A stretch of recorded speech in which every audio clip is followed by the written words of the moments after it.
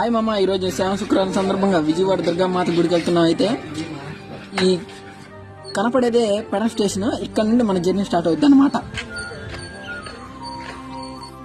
7:30 పెడన్ స్టేషన్కి వచ్చేసాం మేము. ఇక్కడ నుంచి విజయవాడ వెళ్తాం. ట్రైన్లో ఆహ్లాదకరమైన పంట పొలాలలో ప్రయాణం చేసి కొంతసేపటికి మనం అయితే అన్ని స్టేషన్లు దాటుకుంటూ ఇప్పుడే మచిలీపట్నం నుంచి ట్రైన్ ఎక్కి దిగాము విజయవాడలో. ఇక్కడ నుంచి గుడికి వెళ్ళిపోతాం అనమాట, విజయవాడ కొండకి. మనం అలా స్టేషన్ నుంచి దిగి నడుచుకుంటూ వెళ్తూ అమ్మ దయ కోసం వెళ్తుంటే దారిలో కనబడ్డ విజయాల నుంచి విజయ గణపతిని దర్శనం చేసుకుందామని గుడికైతే వెళ్తున్నాం అనమాట.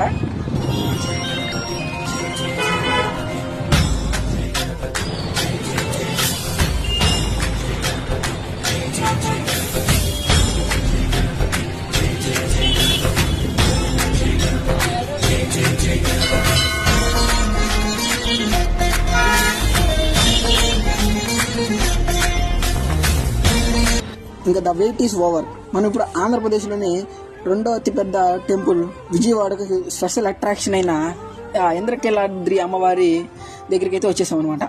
ఇంకా బ్రీఫ్ ఇన్ఫర్మేషన్ అంటే ఈ యొక్క స్థల పురాణం గురించి కొంచెం చూస్తే ఏంటంటే, ఈ ఇంద్రకీలాద్రి పైనే అమ్మ దుర్గమ్మ స్వయంభుగా వెలిసింది. అయితే ఇక్కడ ఒక కథ ప్రాచుర్యంలో ఉందన్నమాట. ఏంటంటే అది రాక్షసులు బాధ భరించలేక ఇంద్రకీలుడు అనే మహర్షి దుర్గాదేవుని గురించి తపస్సు చేశాడనమాట.